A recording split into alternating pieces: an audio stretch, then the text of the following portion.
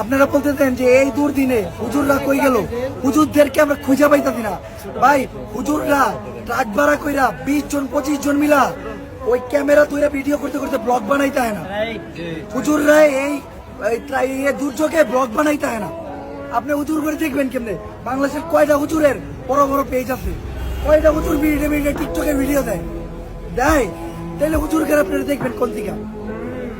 আমার করে দেন কি লেগা, আমরা আপডেট দেই, নিউজ দেই, ভিডিও বানাই, এটা করি নানান কন্টেন্ট ক্রিয়েটর আয়, দেখবেন কি তাদের পেজে 38টা 39টা 40টা ভিডিও হয়ে গেছে। আপনারা ভাবতেছেন তারা আসছে ত্রাণ দিতে হয়, তা করে দেখতেছেন। মানে কথায় আছে না, যেটা দেখা যায় সেটাই বিক্রি হয়। হুজুররা যদি আজকে ব্লগ করতো, হুজুররা যদি একটা মিউজিক লাগাইতো ব্যাকগ্রাউন্ডে, হুজুররা যদি এই যে বইরে এমনি ভিডিও করতে করতে ব্লগ করতে করতে আইতো, হুজুররা যদি একজনের টান দিত, 5 জন ছবি তুলতো, হুজুররা যদি ক্যাপশন লাগতো, তাইলে আজকে আপনারা হুজুররাও মানে ওই যে দেখতে পাইতেন।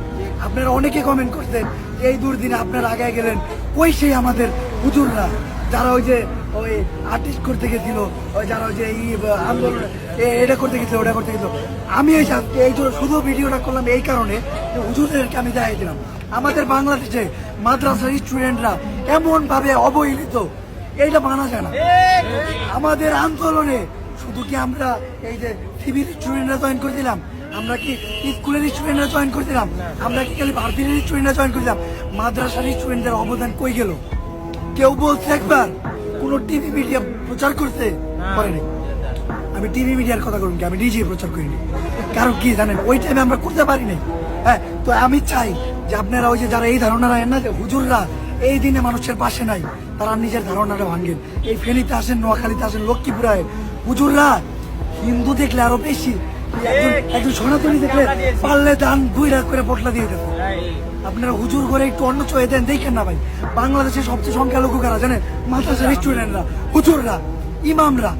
বাংলাদেশে ওই যে এখন কি নিয়ে আন্দোলন হয়, আনসার নিয়ে আন্দোলন হয়, হুজুরকে নিয়ে আন্দোলন হওয়া উচিত। আমি জোর দাবি করুন, আপনারা দয়া করে ওনাদের আলাদা চোখে দেখেন না। মাদ্রাসার স্টুডেন্টরা যা করছে আমাদের এই কোটা আন্দোলনে, এখনো যা করতে আপনারা একটু এসে দেন। আমি মনে করি আমি এক জায়গায় ত্রাণ দিতে গেলে 10টা সাধারণ মানুষ দেখলে 4টাই থাকে টুপি পরা, পাঞ্জাবি পরা হুজুর, কোনো মাদ্রাসার দিকে আসতে, কোনো ইসলামী সংস্থার দিকে আসে। তো দয়া করে তাদের অন্য চোখে না দেখা তাদের পাশে দাঁড়ান। এইটা সময়, স্বাধীন বাংলাদেশে ওনাদের স্বাধীনতাটা দেন। আসসালামু আলাইকুম।